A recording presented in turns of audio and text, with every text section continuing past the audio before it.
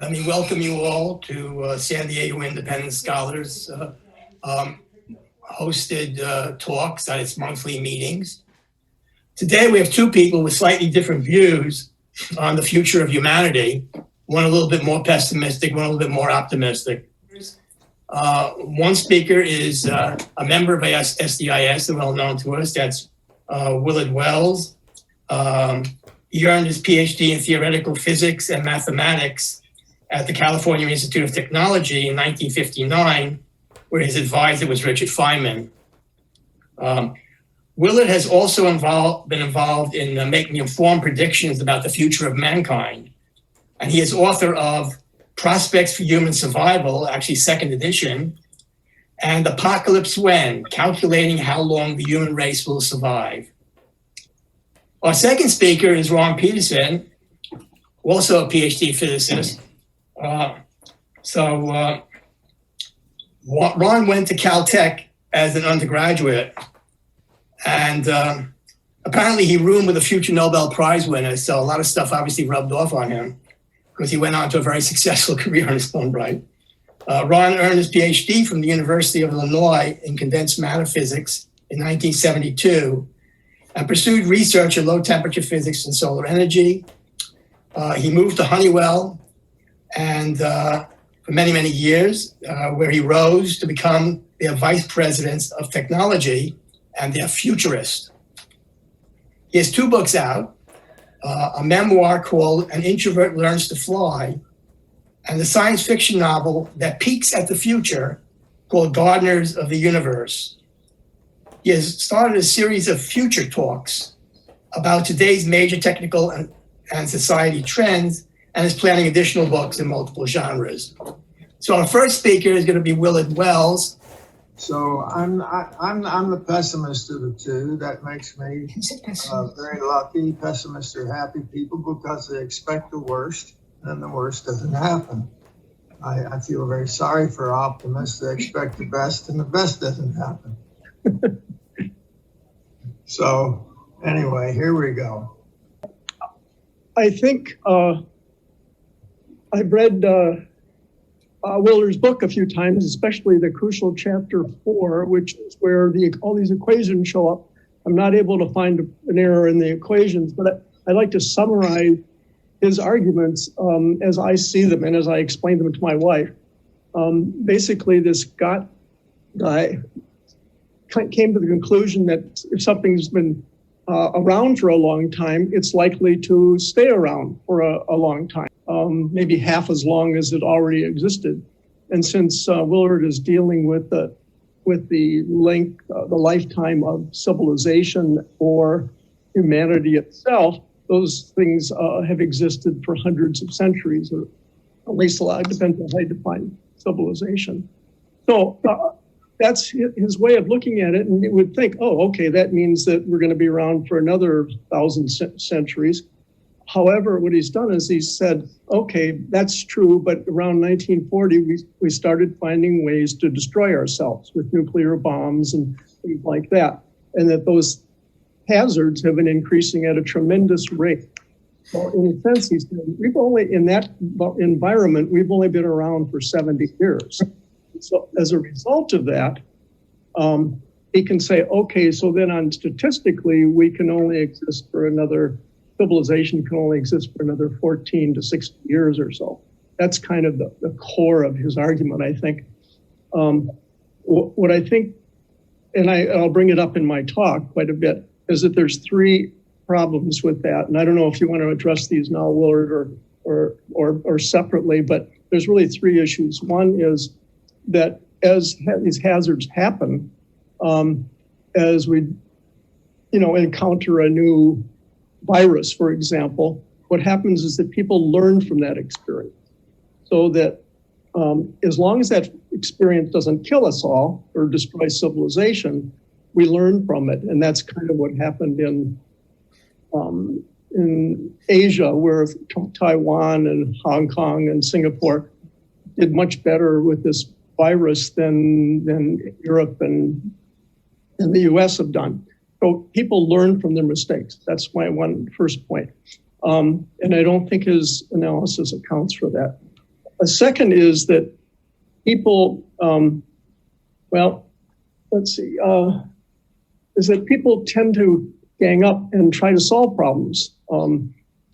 Children in particular try to solve problems, and I'll bring that out in my talk as well. They throw themselves at the problems of the day, and there can be some very, very smart people who will work on these problems. And the other key thing, which I think, which maybe Willard's analysis hasn't included, is the fact that even though we're developing all these dangers, hazards, and potential life and civilization threatening things, we're also developing technologies and experience which are also accelerating at a tremendous rate. So they're accelerating as fast as the dangers. So everything's speeding up, but I think that's kind of a counter to just saying, okay, every time there's a hazard, it involves. I think it's also true that every time there's a hazard, people are working on it, and we've got more technology to solve it. So, hiding under the pictures is the SDIS, or your logo, which I thought really fit my title of my talk, Peek at the Future, because it looks like an eyeball. I've started getting involved in thinking about the future probably back when I was still at Honeywell. I had to predict which kind of products would be successful in the future. I became known almost as a futurist within the company. We made $1 million bets on products. So I had to develop systems that looked at trends and also at the things that influenced trends, and developed a whole mathematical system based on something that I learned at the Stanford Research Institute. And so I've been trying to apply some of those things to looking at more general future problems. After I left Honeywell, about a few years later, I was teaching a teenage class where there's some very bright kids in there. And I looked at them and I said, you guys have no idea what's coming up in the future and that you're going to have to deal with. And so I'm going to write a book and put your names all in the book so you can see what your futures are going to look like. At least that's what I did, and I started writing that. I wrote about things which were similar to Bluetooth and smartphones. I predicted a couple of wars in the Middle East and so on. And then I got distracted by a dozen other things. And when I finally got back to the book, I discovered that a lot of things I'd predicted had already happened. So I had to rewrite the whole thing, and I started up again in 2016 or 17 or so. Anyway, that's how I started thinking about the future. If I say anything today that interests you, you can certainly write back to me. I think these slides will show up in the notes that come out of the meeting. So you could certainly email me or write or check out my publisher's site, which has a lot of information called ptbbooks.com. Anyway, so as I decided to write that book, I had to figure out how to predict the future. And so I wanted to use this slide because I went to a lot of trouble to make it. But I just wanted to make the point that it's not trivial to predict the future. The key point I would say is it's hard to predict in the near term. You get things like new viruses or elections or wars that throw everything off. It's actually easier to predict things that are farther in the future. You can look at long-range trends and things which are sort of unstoppable developments, and actually have a fairly good view of things which will appear some point in the future, things which will happen. I applied that in particular to technical things and scientific things which I was most familiar with. If you look at the future now, there's a slew of things which are going on. I tried to make a list of things that people could be excited about or worried about, which is on this sheet. Let me try yes, it's a tornado of change. Anyway, and I've been trying to do a future talk about these things and actually do analysis of some of these changes. I found is that it's really hard to do these for things which are social changes, things like racial discord or things like that are very hard to analyze. Depends a lot on details.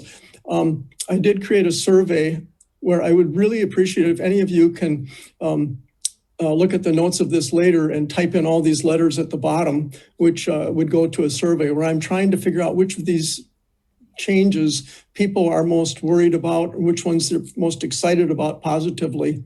And so if you have a chance in the future, please take a look and try to do that.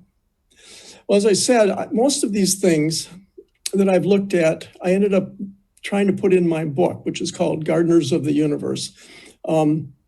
It's a story about the next 50 to 100 years. And it's where I had to sort of figure out, well, what do I really think is going to happen in the future? It's kind of a sci-fi book. There are aliens in there, but they're really there to take a look at what we're doing. They're coming to look and say, well, how are humans going to do in the next 100 years? That's sort of their purpose. And this book it's sci-fi, but it doesn't have any, time warps or faster than light travel or things like that. Or it's not 2,500 years in the future. It's really about the near term. On the other hand, it's not actually a futurist book where, it's a cold analysis. These are the things which are likely to happen. I came at it from the point of view of looking at it from the point of view of real people and families, like how, as various things happen in the future, how will real families and especially the children react to these changes that are likely to occur. And it's, I think that's an important way to look at it. I had 3 families in there. One is extremely hates technology. Another one is very tech savvy and wants to be the first people to use things. Another one is a very poor family. And so it's kind of like, how do these different types of people react to the technology as it occurs? I won't try to sell my book too much here, but I just wanted to say it did get great reviews. And as you can see, it's won a couple of important awards. I think the San Francisco Review of Books said it was 5 stars. Everyone should read this book. And if you ever decide to buy it, you can just go to the PTB Books shop. And if you type in the word talk, you can get it for half price. Okay, I'm not going to try to sell the book anymore. But at least I wanted to give you a sense that that's the way I thought about the future, is how does this affect real people? Okay, so what does the book predict? What are some of the key things that are in there? And I think I should spend a little time on this because this is the kind of things that Willard was worrying about. But I think it's also true that as I wrote the book, I found ways to solve some of these problems. And I think that's the main message I want to leave with everybody, is that people will, as bad things happen, people will react to those and they will find solutions. The communication change is an interesting one. As I said, I was predicting things like Bluetooth before it happened, and the ear devices. In the book, it takes it to the next level. If those of you who know about Alexa or Siri from Apple, they're kind of like an assistant. In my book, they become incredibly smart. They're sort of like almost become a friend to a person. Also, with chips getting smaller and smaller, it gets to the point where people can basically implant a smartphone into your jawbone. And as a result, they can just call anybody in the world by just asking for the person. And then it also has access to what you might imagine would be Google 30 years in the future. I mean, it's smart enough now. You can imagine what it might be like 30 years out. So that was one change, and it has a lot of side implications, because when communications change, it does change humanity in profound ways. One of the things we're dealing with now is that there's almost too many sources of information, and it's hard to tell hard to tell what's true. In the book, you can see how that develops and how people deal with information overload in the future. Well, I mean, the current pandemic is something which we can kind of see where it's really scary. It has changed the whole world for the last 9 months. In my book, there's a point where an evil, horrible, well, the organization throws 20 new bioagents at the world. They're trying to change the whole world. They also start a cyber hacking war to shut down all the electronic equipment we've got. So all that happens. And what I envisioned was how do people deal with this, these kinds of things, again, 30, 40 years out. And this assumes that our ability to handle these things, to deal with a dangerous virus, has advanced tremendously as time goes on. So I think that's, like I say, one of the things where Willard and I differ is that I think a lot of these things are going to get solved. That people are going to be working extremely hard to take on these challenges one after another. What I called here the AI ascendance, the increasing ability of computer systems to do more and more. People worry about something called the singularity, which at one point was going to happen in 2030, where computers become so smart that it doesn't even make sense to plan or predict beyond that time. I think it's going to take longer than that, but clearly computers are getting incredibly smart, and they're going to keep getting that way. They're going to start taking over more and more jobs. In my book, there was sort of that cyber war I mentioned in the slide is really fought between AI devices. The ones that sort of win out are ones which are granular. It's not a like super nanny AI, as this Phil Metzger was saying would be needed, but it was thousands and millions of smart AIs that are scattered around, which are able to, which are friendly. They're basically humans. Make the robot or whatever their friend. If you treat them like slaves, they will become you might have a different output. And possibly the most momentous point in my thinking, I probably could have stopped the book there. This thing about genetic engineering, there's a point where one of my main characters designs her own babies. Again, it's in the future, and right now that sort of thing is morally, ethically, and practically impossible. But as genetic engineering goes, we certainly have genetically modified food already and crops. And as time goes on, more, I can imagine genetically engineered trees and so on. And at some point, people will start doing that with humans themselves. There could be 30 years from now, or it could be 300. I don't know, but it will happen. One of my key assertions in all my thinking is that if something becomes technically, scientifically possible, if we can see that could become possible in the future, it will happen at some point. You can't just say, okay, let's not do that. That's not sufficient.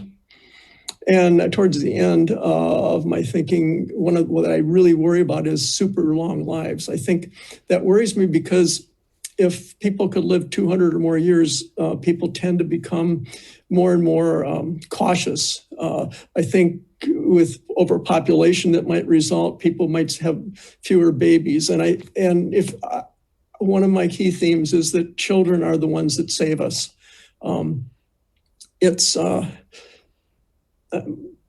I think I'll talk about that a little bit more, but think about it now. What do the next generation do? Back in the 30s and 40s, they said we need to win a war, and so they threw their lives at that goal. In the 50s, they built up the U.S. as a country. In the 60s, people, and this is kind of where I was, is they threw themselves at going into space and getting to the moon. In the 70s, there were energy scares, and a lot of people worked on alternative energies, and me included. In the 80s, the computer technology started advancing, and all the young people coming out of school started working on computers. Around 2000, developing software became the thing that smart kids wanted to do. Today, as they come out of school, they look at it and say, geez, someone's got to solve this global warming problem. If there's whatever you want to call it, too much CO2 in the atmosphere, global warming. It's something that children worry about because they have to live in the future, and they will throw their minds and energies towards that. So each change that I've mentioned, all these technical things have both good and evil results.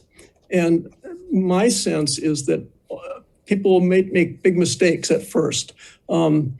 It's like nuclear weapons or nuclear power. At first, we dropped a few bombs. It was, and as soon as we did that, we looked at it and said, this is incredibly dangerous. Let's not do this anymore. You see something like DDT come out and we decide, oh, that's not good. When we looked at the ozone layer going away, we decided to change that and avoid the dangers that it could pose. So, I think, Willard, that's what's missing is the fact that in your analysis, that people will try to solve these things. And when it requires on bureaucracy and political agreement, it might be too slow. But the children will work on these things. That's my key point. Here's my last slide. The general point is that people are adaptable. They're smart and they learn, they can envision the future. And so they solve these things one by one. As I mentioned, I think the next pandemic will be much smaller because we've learned a ton from this. After people try the evil things with new technologies, people generally maybe it takes generations, but people start, I think of things like smoking. People after a long time figure out, oh, this is not really good. We should stop doing it. And it's, even if it's addictive, it's something which people eventually go away from. So I'm thinking a lot of these problems, a lot of these hazards, as Willard calls them, will get solved one by one, or we maybe make some small mistakes, but then they will continue. So I think that civilization is likely to last a lot longer than 14 to 60 years. I think the thing that's scary to me, I think there are two things that kind of, one is anything that's irreversible.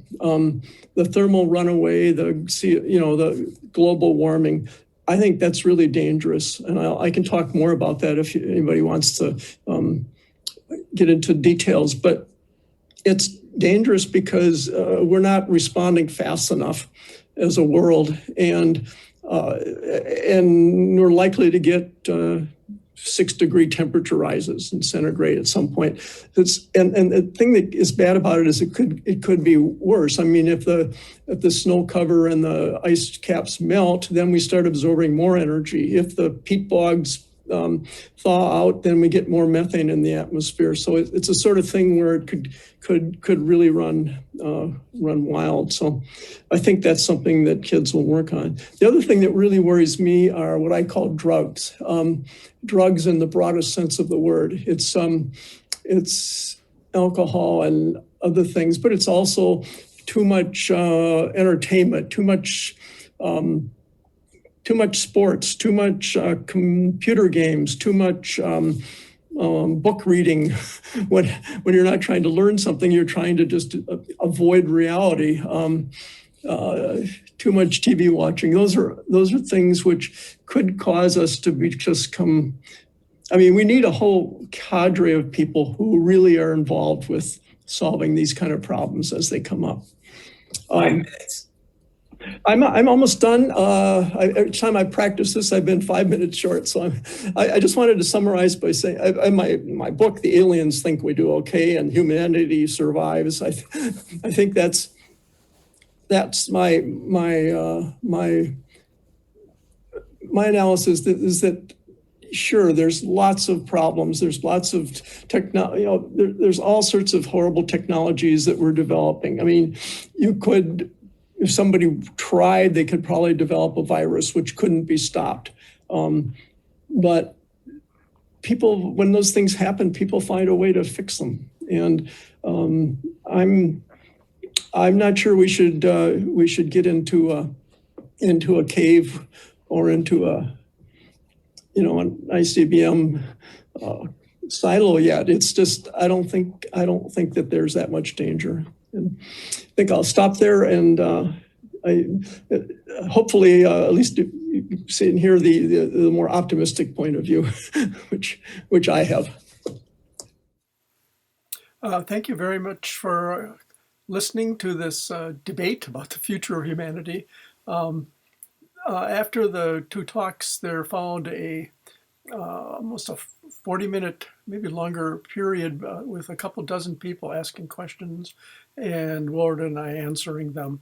Those are up on a couple of slides that you can look at, their summary of what people were saying. I think I came out of it thinking maybe the concern of a lot of people, and maybe I believe it as well, is that the problem is, can we as a society adjust to some of these changes? People brought up problems with people being too siloed into either technical or humanities sides of things, people generally not getting educated broadly enough. I tend to think that the children and young adults can work their way through some of these most critical challenges and hazards that are before us, and that they will, in most cases, find a way to solve it. Whether they can do that rapidly enough and society can change its culture rapidly enough is the key question. Thank you for listening to this, and as I say, take a look at these discussion questions and think about what you think will be important in the future. If you can, there is a survey mentioned that I'm trying to take to figure out which of the changes people are most concerned about or most excited about. And I would very much like to get your opinion on which of those I should focus on in the future. Thank you.